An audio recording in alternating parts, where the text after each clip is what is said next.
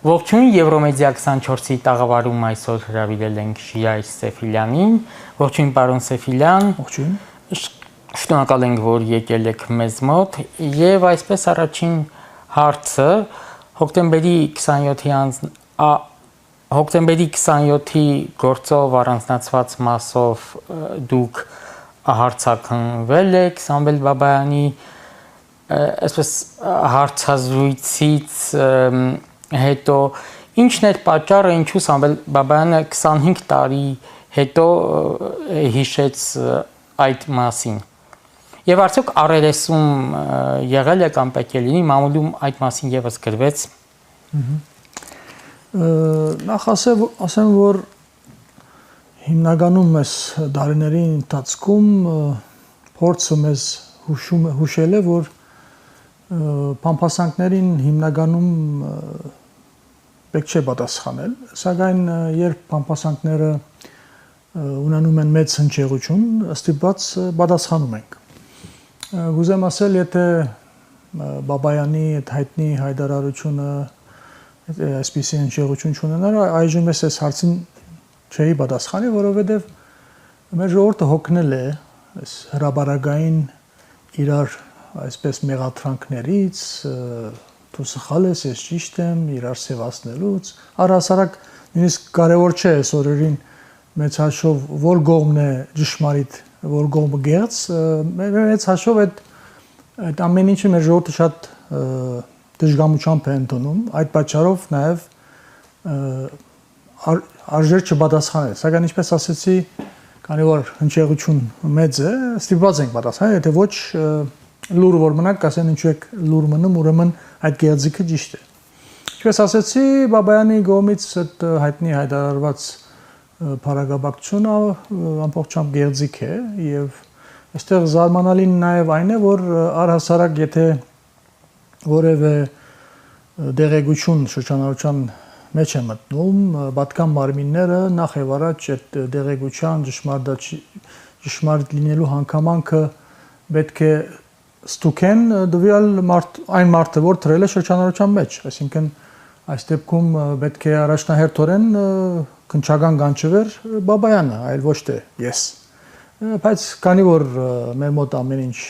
դրամապանության հետ միշտ կապ չի ունեցել, այս դեպքում եւս նույնն է, անշուշտ սրա գլխավոր պատճառը այն է, որ 30 տարիների ընթացքում դակավին մեզ չի հաջողվել պետությունը ստեղծել, այսինքն այդ քննչական մարմիններ, ինչ որ թատական համագարկ ճագերտների մեջ այդ ամեն ինչը այսպես ասած փոխանցական զուրկ է եւ ընդամենը ձև է գոյություն ունի կառավարող համագարկ քաղաքատիրական դրամապանությամբ հայտնի կենտրոններից հրահանգներ արձակվում են եւ այստեղ կյանքի է գոչում ինչ վերաբերում է ինձ իմ կանչելուց հետո ինչպես ասեցիք, արդյոք առերեսման, հա, պիտի կանչեն թե չէ, դրամապանությունը ինձ հուշում է, որ չեմ կարծում, որ այդպես բան լինի, բայց ինչպես ասեցիք, քանի որ ամեն ինչ հնարավոր է, այս համագարկի օրոք պիտի չբացառել։ Սակայն ինչ էլ անեն, սա այն գործը չէ, որ կկարողանան որևէ հիմնավոր ձևով որևէ այսպես ասած մեղք գտնել, դա բացառվում է։ Ինչքան ուզում են կանչեն, ես դրանում խնդիր չեմ տեսնում, բարձրապես այստեղ գլխավոր նպատակը այս կանչող կողմին կամ ավելի ճիշտ այդ Բաբայանի կողմից տրված միտքի շրջանառության գլխավոր նպատակը եղել է այն, որ հա պիտի սևացնել, հա, այս մարդուն, այս շարժման Եվ ինչպես գիտեք, մեր շարժումը երկար տարիներ անընդհատ բարբերաբար տարբեր սաստկացումներ են եղել հալածանքի, ճնշումի, սևացման, հրեշացման։ Այժմ կարծում եմ, այս վերջի ամիսներին մենք գտնվում ենք էլի սաստկացման փուլում, որովհետև հավանականությունը մեծ է, որ մենք գտնվում ենք փոփոխությունների շեմին։ Եվ քանի որ մեր քաղաքական ուժը համագարկի կողմից վերահսկելի չէ, ուստի դա իրենց համար սարսափելի է։ Պիտի ամեն ինչ անեն, մինչև այդ փոփոխությունը հնարավորինս անվերահսկելի ուժին, եթե չեն կարողանում ջզմել, ոչնչացնել ֆիզիկապես, ապա առնվազն սևացնել եւ հրեշացնել։ Նպատակը այդ ամենին դա է եղել, այստեղ Բաբայանը կամ Բաբայանները ընդամենը գործիքի թերում են եղել։ Դուք ասացիք հայտնի կենտրոնների կողմից մի քիչ կբացեք ձեր ասածը, որ կենտրոնների կողմից։ Մեր գնահատականը շատ հստակ է եղել այս տարիների ընթացքում, որ մեր երկիրը համարում ենք զավթված, օկուպացված եւ 91 թվականից սկսյալ երբ հնարավորություն դրվեց իսկական անկախություն ցերկ բերելու, դե յուրե այո մենք անկախացանք, բայց փաստացի կարծես այդպես էլ չկարողացանք անկախանալ եւ 90-ականների սկիզբ ես կասեի շատ ավելի անկախ վիճակում ենք գտնվում նամանավանդ առաջի պատերազմի ժամանակահատվածում,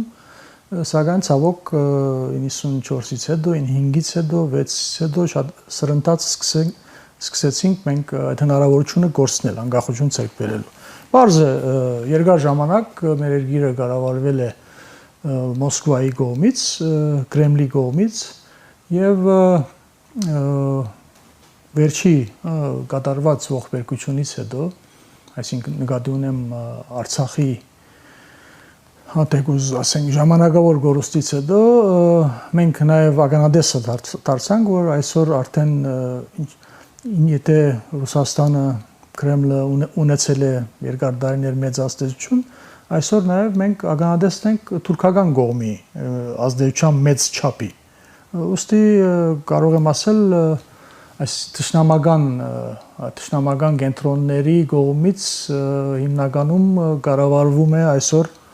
մեր երկիրը, անշուշտ քանի որ մենք աշխարհակրորեն աշխարհից կտրված չենք եւ լուսնի վրա չենք գտնվում, նաեւ այսօրվա աշխարհակահական զարգացումների շնորհիվ այսօր նաեւ որպես հագագշրող կենտրոններ եւս այսօր բարեփոխտապար ազդում են, որովհետեւ նրանց ազդեցության ոչ թշնամական կողմի, ոչ թշնամական կենտրոնների ես կասեի, դրանց ակտիվության շնորհիվ կարող ենք ասել, որ որոշ չափով հավասարակշռվում է այն վնասը, որ հայտնի կենտրոններից մենք ստացել ենք, բայց մինչև մենք չազատագրվենք թշնամական կառավարումից, ոչ մի լավ բան չի սպասում մեզ։ Եվ Լավրովը այցելեց Հայաստան, ինչ նպատակ էր դա հետապնդում, ասուլիս ունեցավ, ինչ կառանձնացնեք նրա խոսքից եւ խոսքից դուրս ինչ տեսնում եք ենթատեքստում Արցախյան այս 2020 թվի տեղի ունեցած 44-օրյա պայմանավորված պատերազմից հետո ես կասեի Լավրովյան պլանի ամենավայրակ ցևով ցանկի կոչելուց հետո Լավրովների այցը մեր երկրի բնականաբար հայ մարդու համար շատ դհաճ է։ Սակայն այդ գործիչները խնդիր չունեն դրանք, ոչ երես ունեն, ոչ խիղճ, նրանք ցինիկաբար շարունակում են իրենց դերերի կողմից հանձնարարությունները եւ ինչ ասեմ, հերթական այցը կարող ենք քիչ առաջվա իմ ասած մտքի շարունակությամբ կարող եմ բացատրել, բարբերաբար այս օրերին դարբեր կենտրոններ փորձում են ճնշել Երևանում Գարավարչի աթորին հայտնված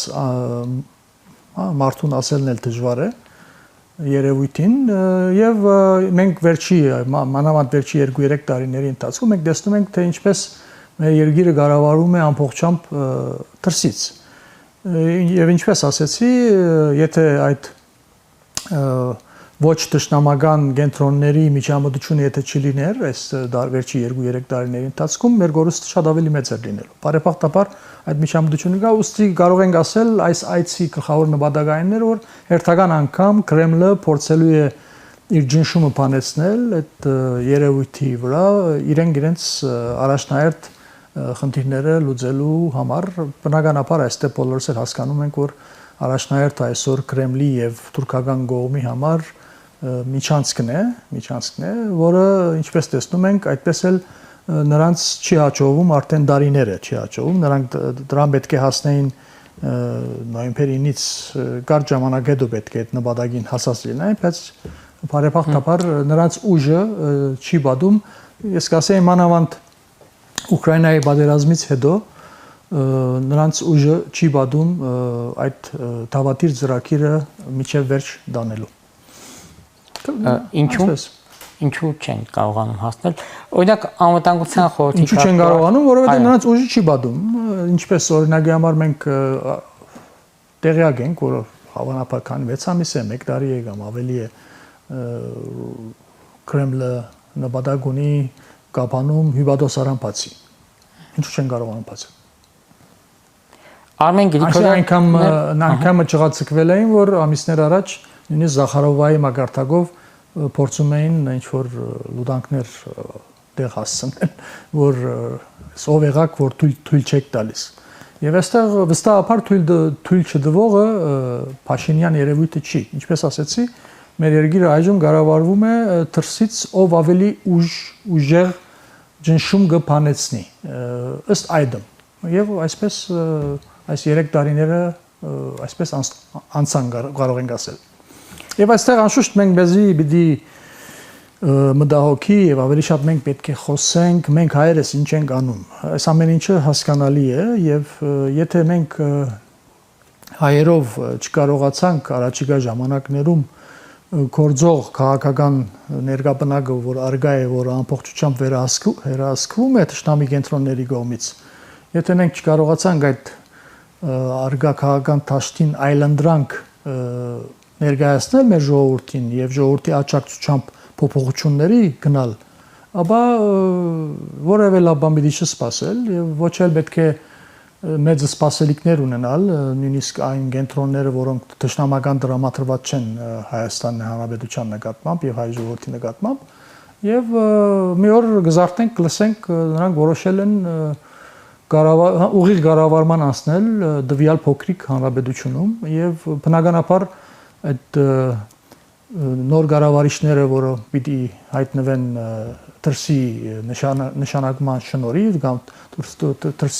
դրսի ուժերի ցուցումների շնորհիվ այդ դվյալ պետության, դվյալ հանրապետության փոխանցությունից որևէ ազգային բան պիտի չակնկալել։ Մեր նպատակը գլխավորապես մեր քաղաքական ուժի խնդիրը փոփոխությունները ոչ միայն Փաշինյանին հերացնել, այլ Բողոսին, Թորոսին բերել, այլ այս Փաշինյանին կարևորագույն քայլն է, նախևառաջ պետք է հերացվի, սակայն դրա փոխարեն պետք է վերջապես ծնվի եւ սաղմերը դրվի ազգային պետության ձևավորման։ Մենք այս դարաձաշրջանում չենք կարող գոյատևել որպես ժողովուրդ, եթե չվերածվենք ազգային պետության։ Ազգային ժողովրդավարական փեվերի գլխավոր խնդիրը այս է։ Բնականաբար միակը չենք մենք այս բարեբախտաբար հայության ազգային մտածող շերտի մեջ բազմաթիվ են անհատներ, ինչ որ փոքր շրջանակներ եւ այդ շրջանակներն ու անհատները դատաբարտված են կորձակցելու հստակ օրագարկի շուրջ այլընտրանք ձևավորելու նպատակով։ Ավելի շատ արժեր այս ամեն ինչի մասին խոսել։ Միջանցքի մասին ասացիք, Միջանցքի մասին կարծես Իրանից են հնչում հավաստիացումներ, որ դա կարմիր գիծ է եւ նաեւ մի քանի օր առաջ Արմեն Գրիգորյանը հայտարարեց, որ Միջանցքի նախագիծ չկա։ Բնականաբար Արմեն Գրիգորյաններին պիտի չի հավատալ եւ այս մենք բարբերաբար ականատես ենք եղել Իրանի մտահոգություններին բարձրացային նաև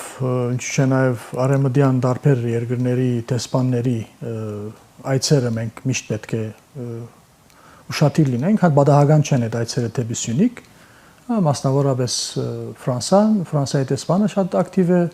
Միացյալ Նահանգների եւ առհասարակ նաև Եվրոմիության ներկայացուցիչները։ Եվ այսօր եթե ինչպես քիչ առաջ ասեցինք Կրեմլի եւ թուրքական կողմի ուժ եթե չի բադում այդ միջանցքը յանքի կոչելու, ապա մենք հասկանում ենք պատճառը որն է։ Ես քիչ առաջ մի քանի ժամ առաջ նորից լսում էի Իրանի դեսպանը այցելել էր Աքարակ, Մեղրիի շրջանի Աքարակ ավան եւ այնտեղ բարձրացան դեսպանը նորից այդ Գարմիր Քզերից էր խոսում, որը դա բանը բնութագրում է Իրանի բնական տաշնագից լինելը Հայաստանի Հանրապետությունում։ Եվ պաշտպանության նախարարը Անշուշտ նրա շեշտադրումները եւս չէ, բնդումները նույնպես որը թույլ չեն դա որևէ սահմանային փոփոխություններ լինեն, ամեն ինչ հասկանալի է։ Եվ դա է ստրական եմ գնահատում եւ Իրանի ակտիվությունը եւ արևմտյան տարբեր երկրների ակտիվությունը, որի շնորհիվ այսօր մեր փոքրիկ հանրապետությունը կարողանում է Կարդեսի վրա շարունակել գոյություն ունենալ։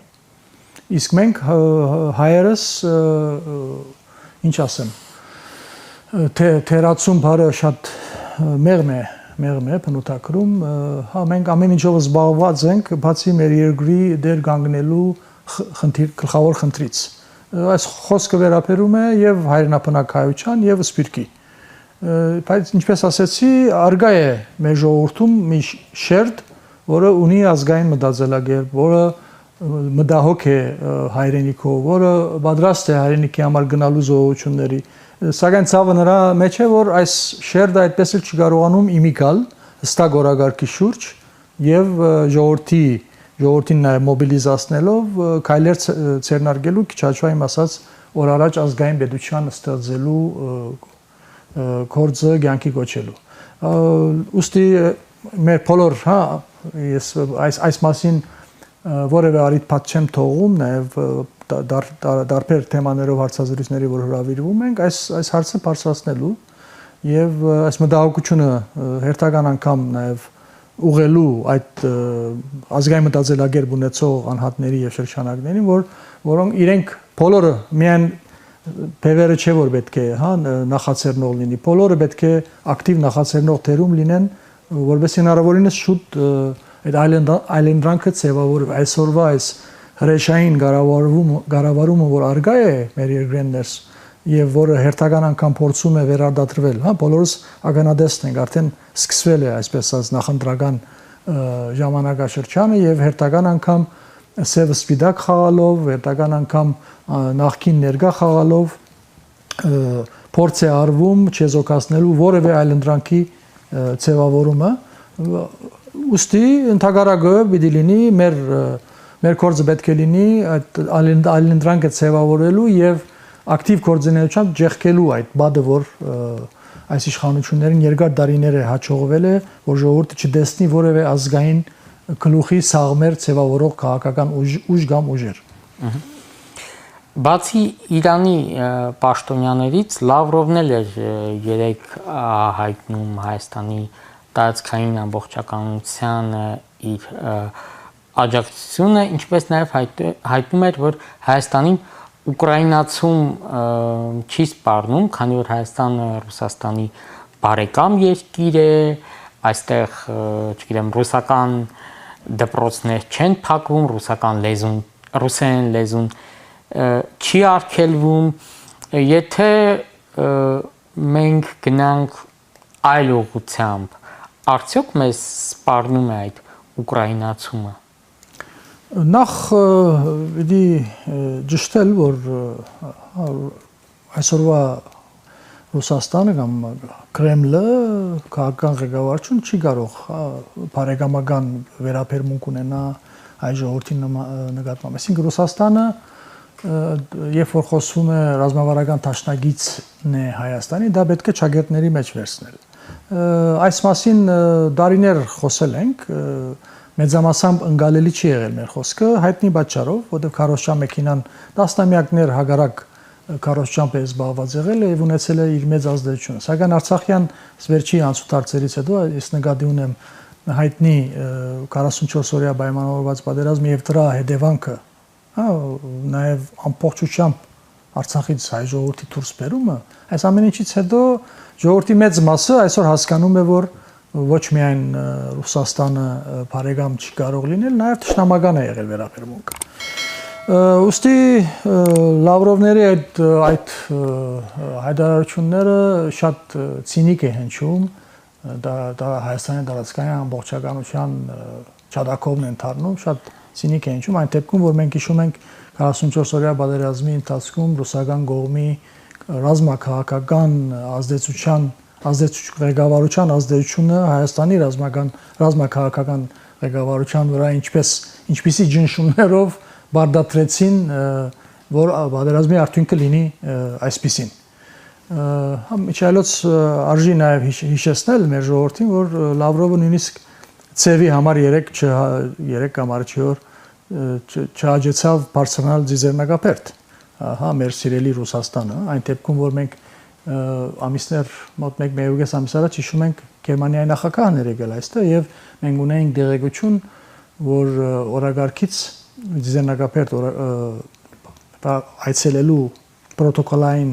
օրագարկից հանված է եղել այդ կետը եւ այդ դեղեցությունը երբ մենք ստանում ենք, երբ Գերմանիայի հայերի համայնքը այդ դեղեցությունը ստանում են, դանում են համապատասխան աշխատանք նույն Գերմանիո նախագահի աշխատակազմի հետ եւ ինչպես նկատեցինք մենք ականատես եղանք Գերմանիայի նախագահի այցը ձիզեռնակապետը։ Ուզեմ ասել այստեղ նաև այս ամեն ինչի տեսնելով մեր ժողովուրդը մի քանի, այսինքն սա մի առիթ է եւս հասկանալու համար թե մենք Ռուսաստան ասելով ինչպիսի պետության հետ գործ ունենք։ Այսպես իսկ ազգային ժողովրդավարական բևեռը ինչու որևէ ակցիա չնախաձեռնեց կամ չմասնակցեց, մենք տեսանք այլ ուժերի Տիգրան Խզմալյան, Արման Բաբաջանյան, բայց նրանց այդ ակցիան կարծես սակավամարդ էր։ Արդյոք հանրության մեծ մասը դեմ չէ Լավրովի այցին եւ դուք ինչու որևէ ակցիա չկազմակերպեցիք կամ չմիացաք։ Դարբեր ժամանակներ մենք մարդավարական իմաստով դարբեր որոշումներ ենք առնում, այս անգամ մենք որոշեցինք այսպես վարվել եւ հետևել եւ գուցե նաեւ մեր չմասնակցելը ինչ որ բաներ ավելի հստակեցրեց, այսինքն երբ որ ինչ որ կորձիչներ փողոքում են Լավրովի այցից եւ Ռուսաստանի նկատմամբ որոշ չափով ճիշտ գնահատական են տալիս, սակայն միաժամանակ աջակցում են գործող թշնամական իշխանություններին, դա չի համապատասխանում այն ինչ որ իրենք փորձում են ցույց տալ։ Գուցե այս իմաստով մեր Չերևալը 1-2 օր ավելի ճիշտ էր, որովհետեւ քաղաքականապես ակտիվ շերտը մեր ժողովրդի ավելի ճշգրիտ գնահատի ով է։ Եվ նորից եմ ասում, հնարավոր չէ Լավրովի այցին թեմ լինել եւ միաժամանակ կողմ լինել Փաշինյանի իշխանության հարադերմանը։ Եվ մենք երեք ականատես եղանք այնպիսի գործիչներ էին փորձում այդ փողոքին մասնակցել, որոնք այս տարիների ընթացքում աջակցել եւ աջակցում են գործող թշնամական, իսկ ասեի նաեւ Թուրքիայի ենթակա իշխանություններին։ Ոստի թո ժամանակները ամեն ինչ հստակեցնի, իսկ ինչ վերաբերում է նաեւ առասարակ այսօր ասենք ազգային ժողովրդավարական փեվերը, որ հարաբերական ակցիաների կամ միտինգների շարքը ինչ որ չափով մենք пассивացել ենք կարելի ասել, դա չի նշանակում, որ մենք քաղաքական կոորդինացիոնում пассив ենք։ Հրաբարական մասը,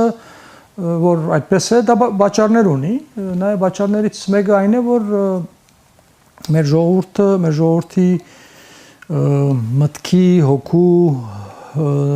վրա այնպիսի մոլորեցնող հարցակումներ են տեղի ունենում, հոգեբանական հարցակումներ են տեղի ունենում, շատ դժվար է այսօր ունենալ քարոզչական շատ քիչ ռեսուրսներ եւ փորձել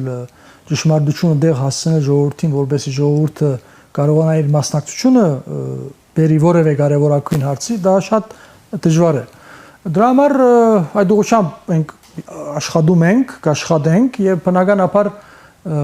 այս տխուր պատկերը, որ այսօր արգա է, երկար չի մնա։ Ես միշտ եղել եմ այն կարծիքին, որ ժողովրդին պիտի չի մեղադրել, այո, ինչքան էլ որ այսօր անդարբեր կարող են շատեր ասել, այս ինչ անդարբերություն է, ուր է հայ ժողովուրդը, պատճառներ կան, այսինքն այստեղ մեր ժողովրդի ազգային մտածող շերտի ակտիվությունը եւ մեր ակտիվությունը պիտի համահունչ լինի։ Մենք, եթե որևէ քաղաքական ուժ ժամանակից շատ առաջ է անցնում, տեսնում է որ դիգունքը դատարկ է։ Այս իմաստով մենք փորձ ունենք, նաեւ մեր դարաբանկը փորձ ունի, ինչպես ասում են, փորձում ենք նաեւ հնարավորինս քիչ սխալվել, որովհետեւ այդ ամեն այդ շատ առաջ անցնելուց մենք որպես քաղաքական ուժ վնասվում ենք եւ պատճառներից մեկը, որ այսօր մեր բայկարող ընկերների մի մասը գտնվում են բանդում, դա հենց այնպես չի։ Դա մի քանի պատճառ կա, պատճառներից մեկը ես քիչ առաջ ասեցի, մենք այն քաղաքական ուժն ենք, որը անվերահսկելի ենք կառավարող համագարկի կողմից։ Միաժամանակ, երբ մենք փորձում ենք բարբերաբար քարշագի թերում լինել այդ ազգային շերտը համախմբելու եւ առաջ մղելու, այս մեր փորձերը շատ ցավակին են թվում, հակառակորդ կողմի դաշնամի կողմին եւ նրանք ամեն ինչ անում են, որ մենք չկարողանանք մեր այսպես ասած ունեցած ամբողջ ռեսուրսը իմի բերել եւ ինչպես ասեցի, բադաղական չէ, որ մեր ընկերների մի մասը այսօր գտնվում են բանդում։ Ինչ այլոց այսօր մեր ժողովրդի մեծամասնությունը դերյակ չէ, որ Սասնաձրերի մեկ մասը բանդում է գտնվում։ Պատկերացնում եք, այն ժողովրդի, որը 16 թվի հայտնի ԲԲԾ-ի ապստամբության փորձի օրերին մենք բոլորս ականատեսն էինք, տասնյակ հազարավոր մարդիկ փողոց էին դուրս եկել եւ մենք վստահ ենք, որ հայ ժողովրդի բացարձակ մեծամասնությունը կողմ էր այն արարքին, այն փորձը, որ դղաները այդ օրերին փորձ արեցին ապստամբելու համագարկի դեմ։ Բայց դեսնի ժողովուրդն է, սակայն տարբեր ժամանակներ են եւ այսօր այդ ժողովրդի մեծ մասը նույնիսկ դերակ չի, որ դղաների մի մասը բանդում է գտնվում։ Մենք շատեր կարծում են, որ այսօր սոցիալական ցանցերի արգայությունը եւ այսօրվա այս ազատությունը, որ գա այն մարդ ինչ կուզի ասի իր հեռախոսով, իր համագարկչով, շատեր կարծում են, որ այսօր շատ ավելի հեշտ է որևէ դերակցություն դեր հասցնել, քան այն ժամանակներ, երբ համացանց գոյություն չուներ, բայց ուղիղ հակառակն է, ցես ասեմ, որովհետեւ հայտնի շրջանակները, ռեսուրս ունեցող շրջանակները ցերկերին ցալած չեն նստում եւ նրանք միլիոններ են ներդրում անում, որովհետեւ այդ դերակցային թաշտը զբաղեցրած լինի եւ այնքան ինֆորմացիա լցվի, որ այնտեղ արդեն մարդիկ չկարողանան թացը չորից զանազանել եւ այլն եւ այլն։ Այս իմաստով շատ բարդ ժամանակներ են գտնվում, ուստի մեր նման ուժի լինենք բանդում թե ազատության մեջ, մեր քաղաքական սկզբունքների, քաղաքական սկզբունքների եւ մեր ունեցած երազների նկատմամբ համառությունը, որ ունենք, այս պետք է պահպանվի, պետք է քուրքուրալ այդ համառությունը, որ այսօր մեր շարժումը ունի, որը բնույթով ինքը էությամբ նաև կարող ենք ասել ազատագրական բայկարի մեջ ենք մենք եւ միաժամանակ արիտից օգտվելով կուզեմ մեր ժողովրդին հորդորել, որ հուսահատիլ պետք չէ, թե առավել եւս թեվատապ պետք չէ լինել, հա պիտի չվախենալ երազելուց, պիտի չվախենալ Արցախ հետ վերադառնալու մասին բարձրացան խոսելուց, նաև տարբեր քաղաքական շրջանակներից բանջելուց, որ բոլորը բարդավոր են իրենց օրակարգում, իրենց ծրագրում Արցախ վերադառնալու, իրենց պատկերացումները բարձրացնելու, սակայն ինչպես տեսնում եք, այսօր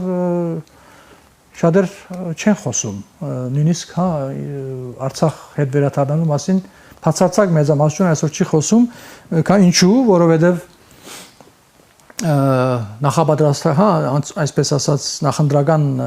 փուլում ենք իբրև թե գտնվում եւ հասկանալով, որ իշխանությունները առաջիկա ժամանակներում գլխավոր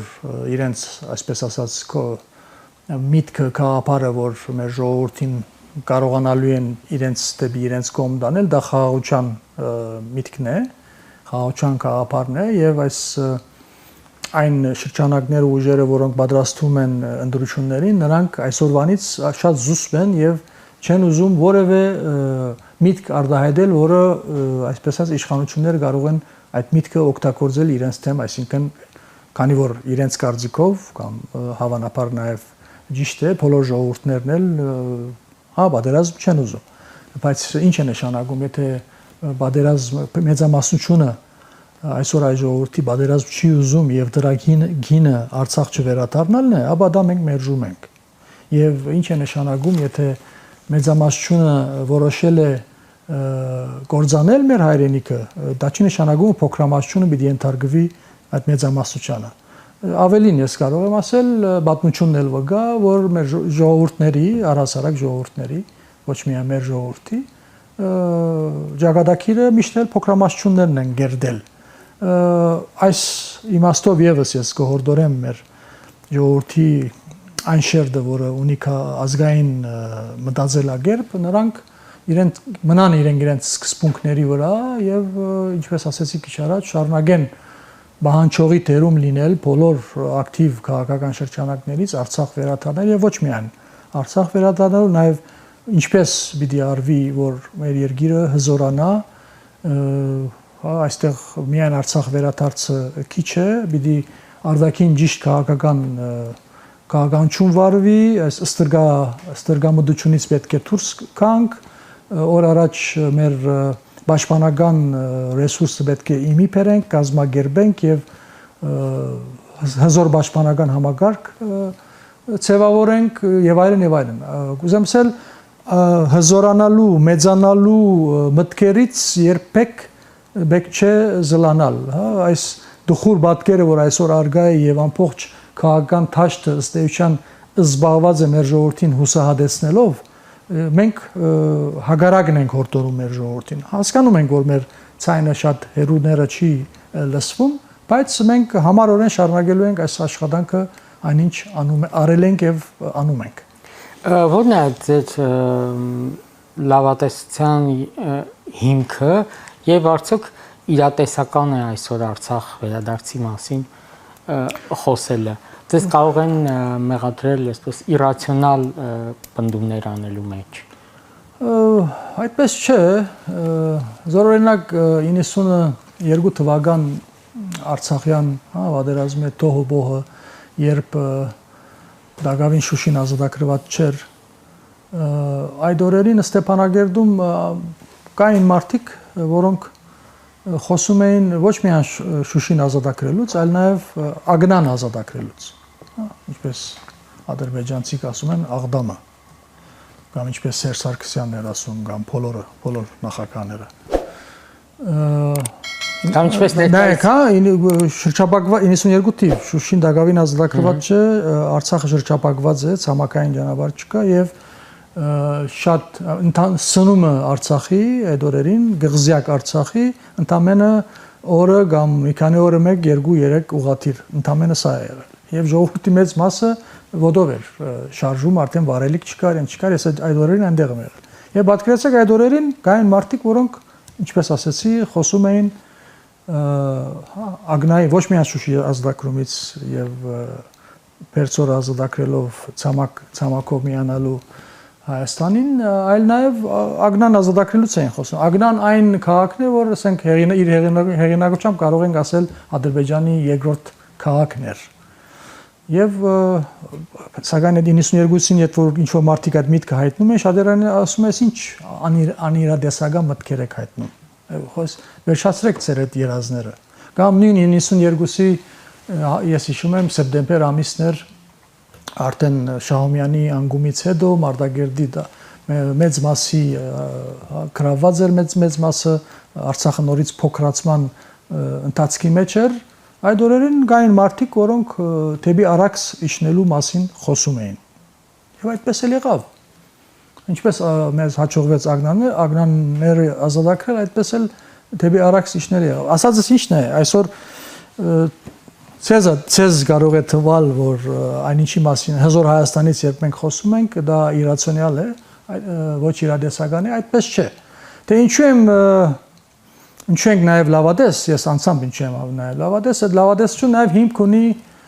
ինչ որոշ փաստարկների հիման վրա է, որ նաև այդպես խոսում ենք, հա։ Նախ եւ առաջ հետեւյալը ասենք, որ եթե հետահայաց պատմությունը նայենք մեր ժողովրդի, շատ ավելի ծանր օրեր ենք, հա, 100 տարի առաջ, 150 տարի առաջ, շատ ավելի ծանր օրեր են եղել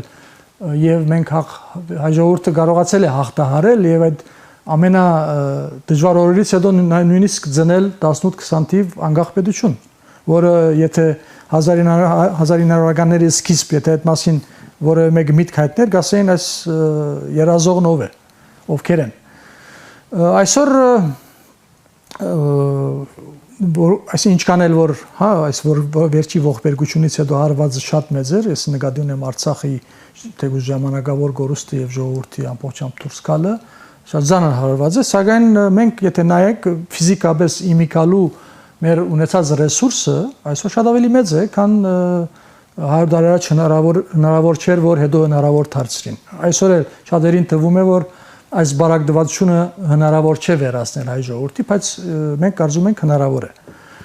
Սրա նաև եկել է օգնելու աշխարհակահաղական զարգացումները, որ այնքան կարևոր է մեր նման փոքր երկրների համար։ Եվ եթե այսօր փորձենք համեմատել զարգացումները եւ 100 տարի առաջվա զարգացումները, մենք կարող ենք ասել, որ այսօր շատ ավելի նպաստավոր պայմաններ են մեր շուրջ։ Եթե այսօր մենք Երևանում ունենայինք ազգային քաղաքական գլուխ, ոչ միայն Արցախը չենք կորցնի, այլ նաև Հայաստանը մեծացնելու հնարավորության ժամանակներն ենք մենք ապրում, այսինքն աշխարհակահաղական բազմաթիվ կենտրոններ արդեն իշահ, այսինքն շահերի համընկնելու պատճառով իօգուտ մեզ գեցված կարող էին դրսևորել, այսօր էլ կարող են դրսևորել։ Այսինքն եթե թշնամական կողմը այսօր եթե փորձենք թվարկել մի քանի պետություն են, նաև մենք կարող ենք թվարկել շատ ավելի պետությունների անուններ, որոնց շահերը համընկնում են Հայաստան պետության ոչ միայն մնալու, նաև հզորանալու։ Գուցե ասել կարելի է շարունակել լավադեսության նաև շոշափելի փաստարկներից խոսել, սակայն ամենակարևորը ես կուզեմ վերադառնալ դեպի մեզ, դեպի մենք մեր մեջ, ամենակարևորը մենք ենք, ինչպես ասում են, այսինքն ցանկությունը մեզնից պիտի լինի, հա, որևէ օդար չի գալու մեր փոխարեն առավել եւս ազգային պետության շինարարությամբ չի զբաղվելու, որևէ օդար չի գալու մեզ ֆիզիկապես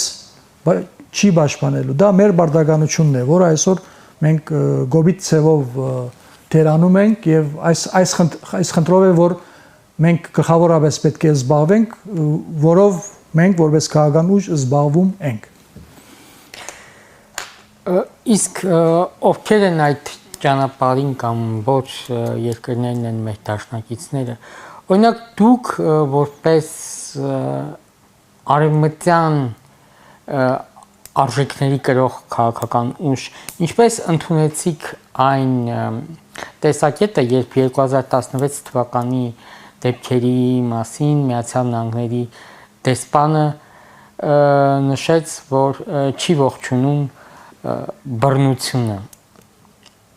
Նախ 18 թվականին էր, եթե չեմ նախ պիտի ճիշտ լինի ասել, որ այսօր ոչ թե մենք ինչ որ դարբեր ուժեր այս պետության կամ այն պետության մեծ լինի, ճիշտ պիտի լինի, որ մենք խոսենք, թե հայերը երբ պիտի լինեն իրենց ազգային շահերի թիրքերից խոսացող եւ կորձող։ Բևերը ինքը ազգային բևեր է, մենք ազգային բևեր ձևավորելու խնդիր ունենք, ազգային համախմբում ձևավորելու խնդիր ունենք, ազգային պետություն ծնելու խնդիր են դրել մեր առաջ։ Բայց մենք նաեւ դաշնակից բնականաբար, երբ եթե ազգային շահերից ես ելնում վարել քո գործունեությունը, սկսում ես վարել քո գործունեությունը, ապա հստակ արդեն զանազանում ես, որ պետությունները թշնամի են, որ պետությունները հավանական դաշնակիցներ են։ Այս իմաստով, ինչպես ասացի, բարեբախտաբար հավանական դաշնակիցների թիվը քիչ չեն։ Իսկ ինչ վերաբերում է 16 թվի կատարվածի գնահատականին, գիտեք ինչ, դա չի զարմացրել մեզ եւ մենք ես վստահ եմ, որ այդ օրերի ուրեմն ՊԲԶ գնդի այդ ապստամբության փորձի օրերը որ հիշենք, երբ տասնյակ հազարավոր հայ մարդիկ մեծ ցանկություն ունեին, որ այդ ապստամբության փորձանողները հասնեին հաջողության, եւ եթե դասնյակ հազարները բազմապատկվեին Երևանի փողոցներում, այդ ժամանակ Միացյալ Նահանգների ներկայացուցիչի գարձիկը այլ կլիներ։ Կուզեմ ասել, շատ բան կախված է մեզնից, ոչ միայն մեզնից, բայց առաջնահերթորեն մեզնից։ Այժմ առաջիկա ժամանակներում եւս մենք այս դրամապանությամբ պիտի կործենք։ Մենք հա փորձը եղել է, նվիրյալ մարդիկ այդ փորձը արել են հայկական կորձոնը ստեղծելու։ Եվ ես երբ խոսում եմ այսօր ազգային բևեր ձևավորելուց կամ ազգային այլընտրանք ձևավորելուց, ըստ էության կորձիկից կորձոն վերածվելու խնդիրն ենք ուզում լուծել։ Այս 30 տարի է մեզ որպես կորձիկ օգտագործել են։ Մենք պետք է վերածվենք կորձոնի։ Հա, եթե 16 թվի ապստամբությունը հաջող էր, մենք արդեն կորձոնի վերածված կլինենք եւ այսօր բոլորովին այլ Հայաստան Հանրապետություն ունենայինք, Արցախը ներառյալ։ Միջայլոց դղաների այդ չարչարանքը, այդ նվիրումը, այդ զոհությունը, որ դեղի ունեցավ 16 թվականին իր որոշ ցերկերումը այնուամենայնիվ ունեցել է։ Դա առնվազն 4 տարի հայտնի Լավրովյան պլանի հետաձգումն էր։ Այնինչ 20 թվականին արեցին մեր գլխին Ռուսաստանն ու Թուրքիան եւ Ադրբեջանը։ Դա փորձում էին, այդ ամբողջ կորուստը փորձում էին կյանքի գոչել 16 թվականին։ Եվ այդ ապստամբության փորձը սարսափեցրեց այդ կենտրոններին եւ ինչպես նկատեցիք դրանից հետո է որ Երևանում արդեն վարչապետի փոփոխություն տեղի ունեցավ, հետո արդեն Մոսկվաներից Սերժ Սարգսյաններին հասկացրեցին, որ այլևս դու չես կարող վերարտադրվել, ճիշտ ու նոր մարդ լինելն է, որովհետեւ նոր բայթուններ չլինի հայ ժողովրդի մեջ։ Ես նաեւ շատ եմ գնահատում այդ զոհության փորձը այսօր միջայլոց գնահատված չի մեր ժողովրդի կողմից։ Եթե գնահատված լիներ, այսօր դղաները փանդում չէին լինի։ Բայց ես վստահ եմ, որ պատմությունը իր գնահատականը տալու է եւ հետո ուշ են հասկանալու, միշտ այդպես է լինում, ուշ են հասկանալու, այ ժողովուրդ ուշ է հասկանալու, որ կորձոնի վերածվելու այդ ապստամբության փորձը ինքը այնքան մեծ արժեք ուներ եւ ունի եւ մշտապես դա շարունակելու է կորձել, որ օդարը վերջապես հասկացել է 100 տարի հետո, 100 տարվա մեջ, եթե նախորդ ապստամբությունը եղել է մեր երկրում 1921 թվական փետրվար 18-ին, ապա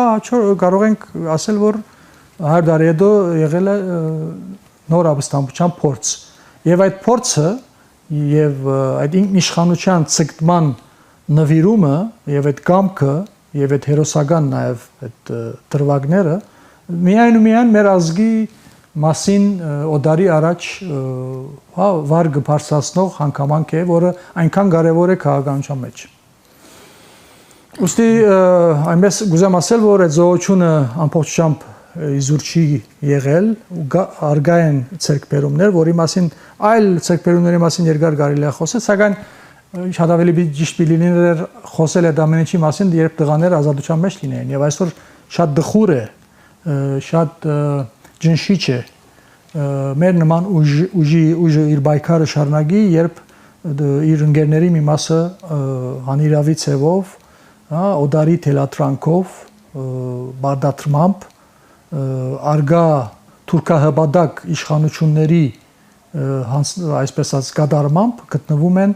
փանդում եւ այնպիսի պայմաններում, որ մենք կարող ենք ասել Հայաստանի փանդային պայմանների ամենավատ անկյունում են դղաները գտնվում։ Հասկանալի է, այս համագարքը նոր չէ, որ մեզ հալածում է, մենք նոր չէ, որ այս բայկարի մեջ ենք։ Ինչպես դարիներ առաջ մեզ հաջողվել է դիմանալ, այժմ եւս մենք դիմանալու ենք եւ ուշ թե շուտ ես համոզված եմ, որ մեզ հաջողվելու է ջեղկումը կատարել եւ այս դեպքում խոսքը վերաբերում է այդ այլընտրանքի ծնումը, ազգային այլընտրանքի ծնումը։ Այս ամբողջ քորշ պատկերի զուգահեռ պետք է ազգային մտածելակերպ ունեցող շրջանակներն ու անհատները իմիքան եւ այդ ազգային այլընտրանքը ծնեն։ Որի ուղղությամբ ես կրկնվում եմ, բայց արժի կրկնվել, մենք աշխատում ենք, մեր աշխատանքի մեծամասամբ մեր աշխատանքը այսօր դա հիմնականում կուլիսներում է, գկա ժամանակը նաև այդ մասին ավելի հրաբարակային կլինի այդ գործունեությունը եւ մեր ժողովրդի մենք նաև գզեգուցենք, տեսնենք ուր ենք հասել, բայց կարևորը հայ ժողովուրդը պետք է իմանա, որ գլխավոր օրագարկը այսօր հայության հենց այդ այլընտրանքի ձևավորումն է։ Կարևորագույն այլ բազմաթիվ հարցեր կան, բայց եթե այդ այլընտրանքը չի ծնվելու եւ դրա արդյունքում ազգային բեդություն չի ձևավորվելու, այլ մնացած բոլոր կարևորագույն հարցերը անիմաստ են դառնալու։ Իսկ այդ այլընտրանքի ձևավորման պայքարը ինչպես եք իրականացնելու, պատրաստվում եք 26 թվականի ընտրություններին, թե ինչ որ արտահերթ process-ներ եք տեսնում։ Մենք այժմ շատ ենք կարևորում օր առաջ ձերբազատումը այս իշխանություններից։ Եվ ինչպես-է, ուրեմն երբ այլընտրանքը ձևավորվում, այսինքն ազգային մտածելակերպ ունեցող հայ մարդկանց համախումբ տեղի ունենա, մարդիկ, որոնք պատրաստակամությունը կհայտնեն այդ ծանր բերի տակ մտնելու եւ կհստակեցնեն օրագարկը ինչ գաղափարի շուրջ է եղել այդ համախմբումը, այստեղ միայն Փաշինյանի հերացում դա բավարար չի։ Շատ կարևոր է հերացումից հետո ինչ պետք է լինի։ Ինչպես ենք պատկերացնում, հետոն պիտի մեր պատկերացմամբ Հայաստան այս ծանր վիճակից հնարավոր է բերել կարճ ժամանակում միայն անցումային փուլ դրամապանության շրջանակներում։ Այսինքն դասական ընդրությունից ընդրություններով սпасել, որ մեզ հնարավոր է այս ջահիջից, այս ցեղից դուրս բերել մեր երկրի, դա հնարավոր չի։ Այո, ընդրություններ պետք է լինեն, բայց մինչև ընդրությունները պետք է վիրահատություններ լինեն, մակրումներ լինեն, սոցիալ արդարական իմաստով ուղումներ լինեն, հետո նոր ընդրություններ լինեն։ Ուստի առաջնահերթորեն անցումային օրագարկը ուրեմն ինչպես ասեմ նախ ձևավորել այդ համախումբը, որոնք հնարավորինս նաև չեզոք անհատներից մեր պատկերացմամբ, բևերը երբեք չի ասում բևերը պիտի լինի։ Բևերը ճանապարհն է ցույց տալիս։ Բևերը փորձում է ճանապարհ անցնող պատասխանատու մարդկանց համախմբել եւ նաև օժանդակողի դերում լինել։ Միաժամանակ շատ լավ հասկանալով, որ որևէ քաղաքական ուժ այսօր ի վիճակի չէ այս ծանր վիճակից դուրս բերել մեր երկիրը։ Բոլոր ուժերը, նույնիսկ այն ուժերը, որ այսօր սև սպիտակ խաղալով են զբաղված,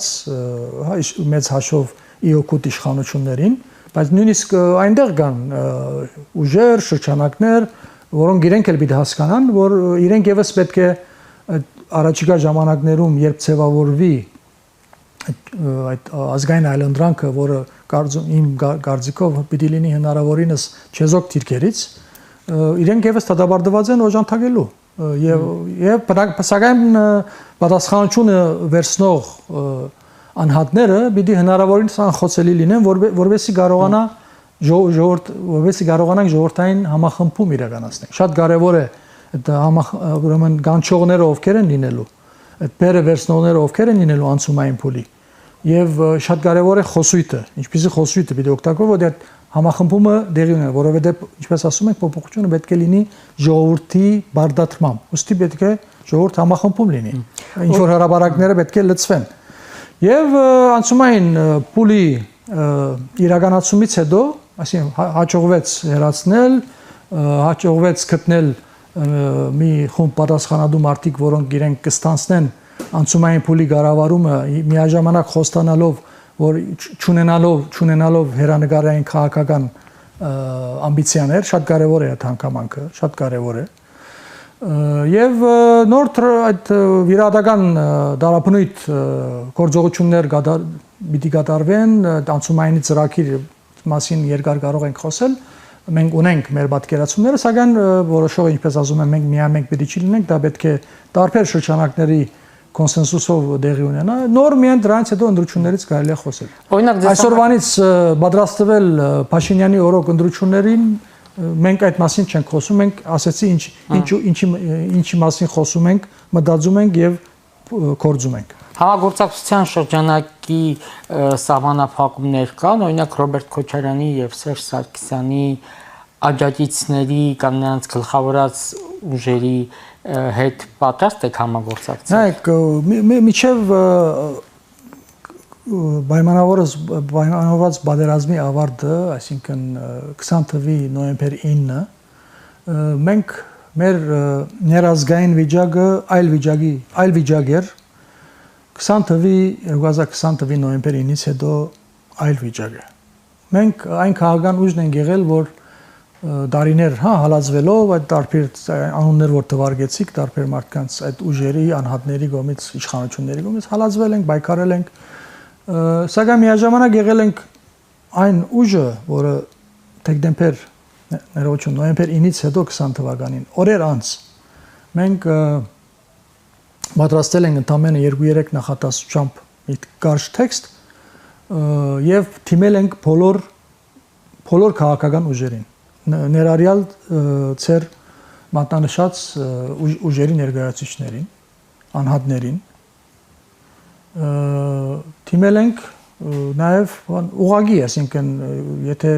հնարավորություն է եղել Փևերի խորհրդի անդամներից որևէ մեկը անցամբ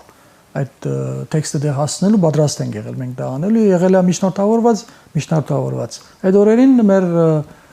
միտքը հետևյալն էր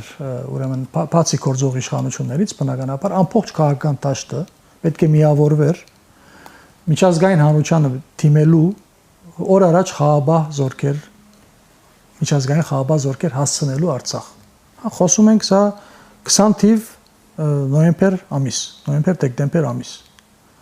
Եվ պատկերացրեք, եթե այդ համախմբումը լիներ, այդ 2-3 նախատեսության շուրջ, այսօր մեր երկիրը այլ վիճակ կուներ։ Կուզեմ ասել, որ մենք նաև կորձով ենք ապացուցել, երբ որ երկիրը հայտնվում է խորը ճգնաժամի մեջ, մենք հասկանում ենք, որ որևէ շրջանակ առանցին ինքը չի կարողանալու այս ծանր պերից դուրս բերել, ուրեմն լուծման բանացևը գտնվի եւ բոլորին առաջարկվի այդ բանացևին օժանդակողից թերում լինի։ Այժմ եւս մենք նույն դրամապանչության մեջ ենք մնում։ Դա որոշողը նրանք կլինեն։ Բայց հաստատ այստեղ խոսքը չի վերաբերում այսուհետ այդ համախմբման աշխատանքը եւ ժողովրդին առաջնորդելու եւ առավել եւս անցումային կառավարում իրականացնող անհատները հնարավորինս քիչ խոցելի մարդիկ պիտի լինեն։ Նորից եմ ասում, այստեղ մենք բևերը չի բնդում, որ բևերը պիտի լինի։ Ոչ, մենք ընդհանրակը մենք ասում ենք, որ մենք պատրաստ ենք չլինելու։ Եկեք գտնենք չեզոք անհատներ, այնպես չէ որ չկա, Շատերը կարծում են, որ վերջ հայ ժողովուրդը սպառվել է եւ որևէ այլևս պատասխանատու մարդկանց ռեսուրս չունենք։ Այդպես չէ, կա։ Ուստի ինչպես տեսնում եք, մենք պատրաստ ենք, սակայն շատ լավ պիտի հասկանան դարբեր ուժեր, պիտի հասկանան իրենք ինչ հերավորության վրա պիտի գտնվին այդ ամբողջ փոփոխությունների։ Եթե նրանք հերթական անգամ պիտի փորձեն իրենցով անել որևէ շարժում, որևէ նոր ընթացք, ապա չարաչար սխալվում, այդպես համախմբում չի լինի։ Սրբազան շարժման տապալումը դրանով էր պայմանավորված։ Սրբազան շարժման նաև կարևոր հանգամանքը, որ հաջողության կարող էր հասնել, դա այն էր, որ մենք շատ էինք արժևորում, դա չեզոք գերբարի ի հայտ քալներ, այսինքն Բաքրատ Սրբազանը, եթե քաղաքականապես ճիշտ քայլեր ցերնարգեր, իրոք ինքը կարող էր դառնալ այդ չեզոք գերբարը, եւ ոչ միայն Հայաստանի բնակչության, հայ ժողովրդի։ Եվ այդ նոյեմբեր ներողություն մայիսի 9-ի հաջորդող օրերին շատեր զգացին, որ այդ համախմբումը հնարավոր է։ Ցավոք այդ գերբարը չկարողացավ իր ամբողջական չեզոք թիրքերում մնալ եւ այդ պատճառով այդ համախմբումը տեղի չունեցավ։ Նայեք, մինչեւ այն ժամանակ, որ եւ ինչու տեղի չունեցավ եւ ինչու այսօրվա իշխանությունները զորանակ շարունակում են երկիրը կառավարել սևսպիտակ խաղացնելով։ Շատ լավ հասկանալով, որ եթե այլընտրանքը իրենց նախկինն է, ժողովուրդ չի համախմբվելու։ Նախկինները թող թող հասկանան, որ այլևս իրենք երբեք Հայաստանում իշխանության չեն կարող հասնել։ Սա իրենք պետք է մոռանան։ Եվ ժողովրդականության իմաստով պետք եղած բանը չկա ժողովրդականությունը։ Եվ ավելին ես ասեմ, որ մեր նման երկրներում փոփոխությունները առանց ռեգիոնում, դվյալ տարածաշրջանում գլխավոր խաղացողների մեծամասնության որոշ չափով համաձայնության փոփոխություն չի լինելու։ Հայաստանը այլևս թույլ չեն տալու, հա, նախքին հետ վերադարձ թույլ չեն տալու, եթե այսօր ինչ որ չափով այս թուրքահպատակ իշխանությունները հանդուրժվում են ինչ-ինչ գլխավոր խաղացողների կողմից մեր ռեգիոնում, հա, նույնիսկ Իրանի կողմից ասենք, ապա դա չի նշանակում, որ այդ գլխավոր խաղացողները ապակային կարող են ասել, որ այո, մենք պատրաստ ենք վերադառնալ նախկին կառավարման բովանդակային հասկացողության։ Դա չի լինելու։ Իսկ ինչու են հանդուրժվում։ Ինչ որ զիջումներ։ Գիտեք, այստեղ հանդուրժում են, որովհետև այստեղ ինչպես տեսնում եք, նույնպես Վրաստանը եւս անելանելի վիճակի մեջ է, հա, ներքաղաքական իմաստով։ Մենք եւս նույնանման վիճակի, այսինքն այսօր աշխարհում կարող ենք ասել պատերազմ է, կամ նախապատերազմային վիճակ է եւ շատ ավելի կարեւոր գետերում խնդիրներ կան լուծելու եւ մեր Հայաստանի կամ մեր տարածաշրջանի խնդիրը ինչ որ ազանցիալ է ավելի մեծ հարցերից եւ միայն այդ հարցերում որոշ հստակեցում լինելուց հետո է գալու մեր հերթը, այսինքն փոփոխությունը հաստատ լինելու է, սակայն որոշ ժամանակ անց, հիմա այդ ժամանակը, ինչպես ասեցի, գախյալ է այդ մեծ հարցերի լուծումից, կամ սարեցումից, կամ ինչ որ բան հստակեցումից։ Այսօր այս անորոշությունը մեզ շատ է վնասում։ Սակայն ինչպես տեսնում եք, Թրամփի գալուց հետո շատ մեծ արագություն կա փոփոխությունները եւ այս արագությունը լավ է, հա, որովհետեւ մենք որպես ժողովուրդ, որպես երկիր դարիներ շարունակ առավել եւս տասնամյակներ համբերելու ռեսուրս մենք չունենք, հույզվում ենք։ Մենք այսօր առնական վիճակի մեջ ենք, ամեն օր մենք հույզվում ենք։ Ուստի այս արագությունը կարծում եմ, որ իօգուտ մեզ է եւ ավելին կարող եմ ասել, բնականաբար մեզ շատ հետաքրքրում է Ռուսաստան-Ուկրաինա խնդրի, հա, ինչպիսի լուծում պիտի ունի, դրա ավարտը ինչպես պիտի լինի, շատ ուղղակի ազդելու է մեր ռեգիոնի ամեն ինչի վրա, դա շատ կարևոր է, սակայն շատ ավելի կարևոր է Իրան եւ Արևմուտք, նաեւ այս դեպքում առաջնահերթ Միացյալ Նահանգներ, Իրան համագործակցության վերջ-վերջո այդ կողմերը պիտի համագործակցողներ լինեն, եթե միջ այսօր տշնամական դիրքերում են գտնված եղել, մենք համոզված ենք, որ հերու չէ այն ժամանակները, որ արդեն այդ համագործակցությունը սկսելու եւ բարեփոխտաբար այս օրերին հետևելով այդ անցուդարձերին կարող ենք ասել հերու չէ այդ ժամանակը, որ արդեն վերջապես Միացյալ Նահանգները եւ Իրանի ղեկավարությունը լեզու են գտնելու եւ հենց այդ օրերից դրանից հետո կսկսվի նաեւ այստեղի կարևորագույն փոփոխություններ։ Մինչ այս երևույթները, Փաշինյանները եւ իրենց շրջանակները հնարավորինս փորձում են իրենց քաղաքական կյանքը երկարացնել, իրենց այսպես ասած շուստրիությունով կամ չգիտեմ ինչ որ խորամանկություններով գարձելով, որ իրենց կհաջողվի իրենց իշխանությունը վերածելու դեպական, այսինքն մերթ այս կենտրոնի քիր գնալով հետո մյուս կենտրոնի հիմա կարող ենք ասել մեծամասամբ ավելի շատ թուրքական կողմի քրգում են գտնվում։ Սակայն այս ամեն ինչ երկար չի տևել, բայց ինչ եմ ուզում ասել, այս ամեն ինչը լինելու է, փոփոխությունների ժամանակը գալու են, բայց մինչ այդ պետք է հայ ժողովուրդը ունենա մի կորձիկ, որ այդ փոփոխությունների ժամանակ կարողանա ազդի այդ այնպիսի ազդեցություն ունենա այդ կորձիկը, որ փոփոխությունը լինի փոխանցական ազգային փոխանցություն ունենա այդ փոփոխությունը, այլ ոչ թե ինչպես ասեցի այս աբիգարները, այս բադուհասները հերանան եւ ասված գիտե ինչ որ նոր աբիգարներ մեզ մատուցեն կամ հրամցնեն։ Իսկ ինչ ունենք ռուս-ուկրաինական այսպես դաշտում տարբեր ուժեր, նաեւ ԱԺԲ-ից տարբեր մարտիկ կանխատեսում էին դեռ 2022 թվականին Ռուսաստանի, չգիտեմ, ջախջախում, մասնատում, հեռացում տարածաշրջանից, բայց կարծես մենք այսօր դա չենք տեսնում եւ նաեւ ինչ ցույց տվեցին Ստամբուլի բանակցությունները։ Այսօր, ասենք, այսօր հզորակույն բաներ think tank-եր, հա, վերլուծական կենտրոններ, մտավոր կենտրոններ չեն կարողանում լուրջ կանխատեսումներ անել, այս իմաստով, եթե բևերի շրջանակներից բարբերաբար ինչ որ կանխատեսումներ են եղել եւ դրանք չի իրականացել, դա չի նշանակում, որ ինչ որ ողբերգություն է կատարվել։ Որտեղ ինչպես ասում են, շատ բարդ է, այսօր ամենալուրջ կենտրոնները նույնիսկ չեն կարող մանավանդ Թրամփը գալուց հետո հարաբերփոխ է։ Այս գիշեր այլ օրագարկ է, առավոտ զարթնում ենք, այլ բան ենք լսում։ Սակայն ես անձնապես մի բանի համոզված եմ, որ այդ պատերազմը, որը սկսվեց, այդ պատերազմի ավարտը ի օգուտ Ռուսաստանի հնարավոր չի լինելու։ Սա փաստ է։ Ավելի առնվազն ազդեցության իմաստով արդեն իր մի քանի 100 տարվա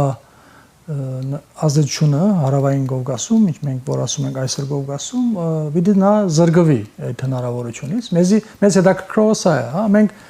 որևէ ժողովրդի նկատմամբ, հա, այսպես ասած, առանձնահատուկ քաղաքական ինչ որ բաներ չունենք, մոդեցումներ չունենք։ Հա, մենք թիմադրում ենք այն քաղաքական կենտրոնների ղեկավարությանը, որը վնաս է հասցրել մեր ժողովրդի, մեր երկրին հարյուրավոր տարիները, դա լինի հա Օսմանյան կայսրության ժամանակ, դա Քեմալի ժամանակ, թե ցարի, թե սովետական միության ժամանակ։ Մեր այստեղ մեզ հետաքրքրողը այն է, որ մինչև այս տարածաշրջանը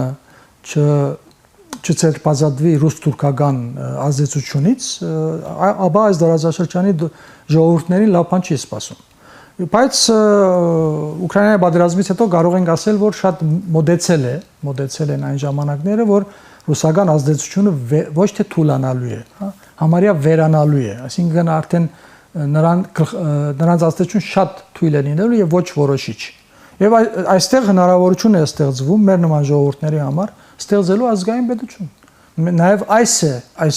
սպասվող բահը, այս բահի նաեւ արժեքավոր լինելու հանգամանքը այս ամեն ինչի մեջ է, որը արիթի պիտի բաց չթողնենք եւ այս ամեն ինչի արդյունքում պիտի ծնենք ազգային իշխանություն, այլ ոչ թե վերածվի թուրքական վիլայեթի, հա, ռուսական ազդեցությունից դուրս դառնանք թուրքական վիլայեթ, որը այսօր այդ փորձն է կատարվում։ Այսօր նշչալոց նաեւ պիտի անգերս լինել եւ ասել, որ գործող իշխանությունները, որոնք իրենք հայտնի են իրենց պրոթուրք գործունեությամբ, պրոթուրքական գործունեությամբ, նաև արևմուտքում ունեն չադակովներ, նաև այսօր արևմուտքը պիտի չի դիտարկել, հա միացույլ մի մարմին չի, բարձ է Թրամփի գործունեության շնորհիվ դա ամեն ինչը ավելի հստակացա, մինչև այդ եւս մենք խոսել ենք, որ արևմուտքի պիտի չի դիտարկել միացույլ մի մարմին։ Այնտեղ եւս գոյություն են ունեցել թևեր, որոնց մի մասը մեր պատկերացմամբ այնպիսի ուղի են ընտրել, որը մեր շահերին համընկնում է, այնտեղ նաև արգա են թևեր, որոնց ուղին ի վնաս մեզ է եղել եւ մերթ պրոթուրքական է եղել։ Նաև այս իրականությունը կա, սակայն ինչպես ասում են, քաղաքականությունը հնարավորությունների արվեստն է եւ առաջիկա այս հնարավորությունները, որ մեր առաջ բացվելու են, այ ժողովուրդը պիտի օգտագործի իր հմտությունները, իր մտավոր նաև հմտությունները եւ ճիշտ իմանալով աշխարհով մեկ ինչ է անցնում թարնում, գտնելով այդ ճիշտ տաշնագիցների այդ մեր շահերը այսպես ասած համընկնող քծերը գտնելու խնդիր կա նույնիսկ այսօր շատ բարդ է եւ շնորհիվ դրա վերջապես մեզ հաջողվի ստեղծել մեր պատկերացրած ազգային պետությունը, որը նաեւ մեր պատկերացմամբ Հայաստանը չի կարող լինել փոքրիկ եւ խղճուկ։ Հայաստանը պիտի լինի մեծ եւ հզոր։ Այս հնարավորությունները առաջիկա աշխարհակահական, ռազմաքաղաքական զարգացումները մեզ թույլ են տալու։ Մնում է, որ մենք իմիքանք եւ այդ ազգային այլընտրանքը, ազգային համախմբումը ցանկի գոչենք։ Բանակից կուզեի խոսել, կառավարությունն էլ այսօր հաստատեց, ուրեմն Հայաստանում նախատեսվում է սահմանել 24 ամսից պակաս ժամկետային ծառայության անցնելու հնարավորությունը գումարի դիմաց։ Այս նախագծին ինչպես եք վերաբերում, սա կթուլացնի, թե կուժեղացնի բանակը եւ տարիքային ցենզ է նախատեսում են տարիքային շեմը բարձրացնել մինչեւ 32 տարեկան։ Նայեցեք, այս մտքերը, որոնք օրենքները, որ ուզում են ընդունեն, ծրագրերը, գալիս է հետեւյալ դրամապանությունից, հետեւյալ ծրագրից, որը նրանք պատրաստվում էին իրականացնել 20 թվականի նոյեմբերի 9-ից հետո։ Նոյեմբերի 9-ի հաջորդող ամիսներից սկսյալ խնդիր էր տրվել հայկական բանակը ոչ միայն գրջադելու, այլ նաև լուծարելու։ Այսինքն հաջորդող տարիները, հաջորդող 1-2 տարվա ընթացքում հայկական բանակ արդեն պետք չէ լիներ։ Հա պիտի լիներ միայն սահմանապահ զորք եւ ոստիկանություն։ Սա ես համոզված եմ գործող իշխանությունների պայմանավորվածությունն է եղել թուրքական կողմի հետ։ Ինչ պատճառներով եւ այստեղ ասեցինք քիչ առաջ, խոսեցինք մեր պոտենցիալ դաշնակից նաեւ խաղացողների շնորհիվ մեր ռեգիոնում, այսօր մեր բանակը գոյություն ունի։ Հիմա նրանք ուղիղ ձևով չկարողացան այդ կազմակերպումը իրականացնել, դրանք այդ կազմակերպումը իրականացնում են տարբեր ձևերով։ Եվ ծևերից մեկը նաև ծեր նշած օրենքն է, որը դա խայտարարություն է, այսինքն որը հագարակը պետք է լինի։ Միջայլոց ցեզ ասեմ, որ այս 30 տարիների ընթացքում այդ սոցիալական արդարությունը մեր երկրներս երբեք չի բավանվել։ Եվ այդ պատճառներից մեկը նաև, որ մենք հզոր բանակ չենք ունեցել, առավել եւս հայկական բանակ մեզ չի հաջողվել ունենալ։ Հա, ես նկատի ունեմ հայկական մոդելի բանակ, այլ ոչ թե սովետից ժառանգած մոդելը, որ այդպես էլ հիմարաբար բահբանեցին, կանշիշտ ոչ թե հիմարաբար, այդպես թելադրվեց, այդպես էլ գատարեցին բոլոր իշխանությունները դրանքը Մոսկվայի, որովհետեւ Հայաստանը իր պաշտպանական ունակությունը չմեծացնի։ Վերադառնալով այս օրենքին, ուրեմն անհավասար պայմաններով հայկական բանակ ունենալ հնարավոր չի։ Հայ մարդը սոցիալական անարդարությունները օտար երկրներում կարող է ընդունել, բայց իր սեփական երկրում դա երբեք չի ընդունի։ Հայ մարդու համար, առավել եւս հայ մարդիկի համար, ես նաեւ խոսում եմ որպես առաջի պատերազմի մասնակից, տեսնելով հայ մարդուն նվիրվածությունը, զոհության ունակության չափը, ոգեղենության չափը, որը մենք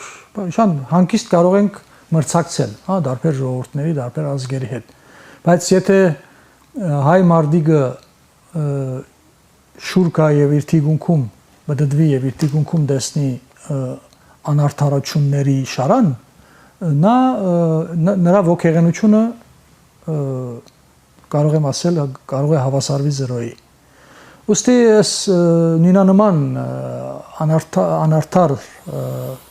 առավել եւս հարուստների եւ աղքատների դրամապանությամբ աղքատները պիտի ծառայեն, բանակ հարուստները պիտի չի ծառայեն, այսպեսի բանակ հայկական առավել եւս հայկական բանակ պատկերացնել հնարավոր չի։ Մեր պատկերացրածը մենք երկար ժամանակ խոսել ենք, մեր ազգ բանակ